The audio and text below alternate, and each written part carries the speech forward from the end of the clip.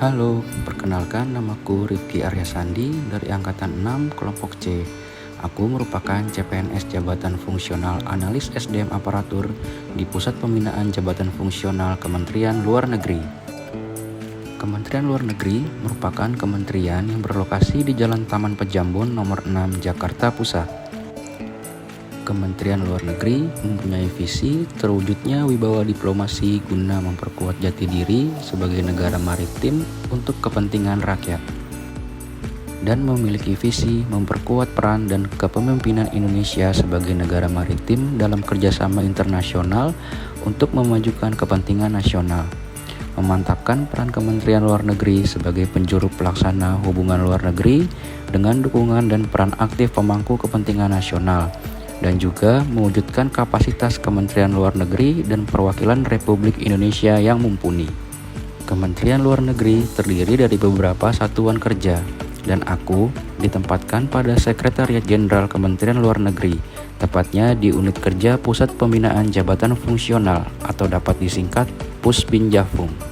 Pusbinjafung yang dibentuk pada tahun 2017 mempunyai tugas untuk merumuskan, melaksanakan, dan mengordinasikan penyusunan, pelaksanaan, pemantauan, evaluasi, dan pelaporan kebijakan teknis di bidang pembinaan jabatan fungsional di lingkungan Kementerian Luar Negeri.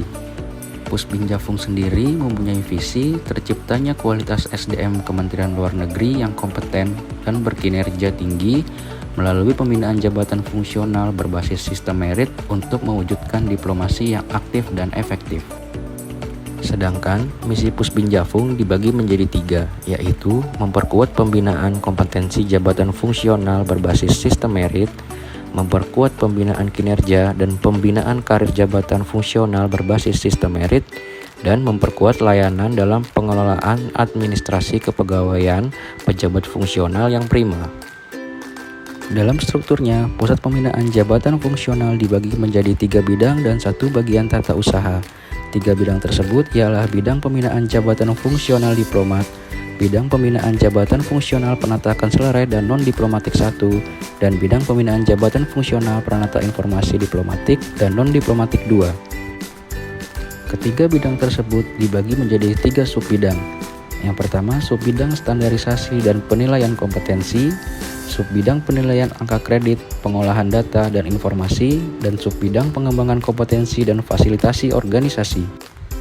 Pusat Pembinaan Jabatan Fungsional memiliki fungsi penyiapan, perencanaan, dan pertimbangan pengangkatan ke dalam jabatan fungsional, penilaian dan penetapan angka kredit, analisis kompetensi dan kebutuhan pengembangan kompetensi, pelaksanaan penilaian kompetensi dan sertifikasi, penyiapan perumusan kebijakan teknis dan standarisasi, layanan informasi, bimbingan teknis dan evaluasi jabatan, pelaksanaan fasilitasi dan koordinasi organisasi profesi, penyusunan laporan pembinaan jabatan fungsional, dan pelaksanaan layanan manajemen pusat. Pusbinjafung juga memiliki beberapa sasaran strategis, yaitu pengelolaan jabatan fungsional yang baik, layanan Pusbinjafung yang prima, pembinaan jabatan fungsional yang berbasis sistem merit, tata kelola organisasi yang baik di Pusbinjafung, dan pengelolaan anggaran yang optimal di Pusbinjafung. Seperti yang telah disebutkan sebelumnya, aku menjabat sebagai analis sumber daya manusia aparatur, yang tentunya memiliki keterkaitan tugas yang sangat erat dengan agenda 3, yaitu manajemen ASN.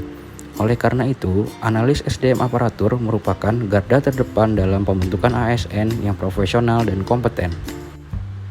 Sistem manajemen tersebut dilaksanakan untuk menghasilkan ASN yang kompeten dan berkinerja tinggi, sesuai dengan visi dari Unit Kerja Pusbinjafung, yaitu terciptanya kualitas SDM Kementerian Luar Negeri yang kompeten dan berkinerja tinggi melalui pembinaan jabatan fungsional berbasis sistem merit untuk mewujudkan diplomasi yang aktif dan efektif. Di era digital ini, pemanfaatan teknologi tentunya bermain peran yang sangat penting untuk mewujudkan sistem ASN yang lebih efektif dan efisien. Oleh karena itu, pemanfaatan teknologi dapat dilakukan dengan membuat aplikasi yang memuat hasil uji kompetensi agar mudah diakses serta terintegrasi dengan pusat pendidikan dan pelatihan pegawai, agar pengembangan kompetensi tepat sasaran dan sesuai dengan kebutuhan masing-masing pegawai. Terima kasih sudah menonton video ini. Sampai bertemu di video selanjutnya.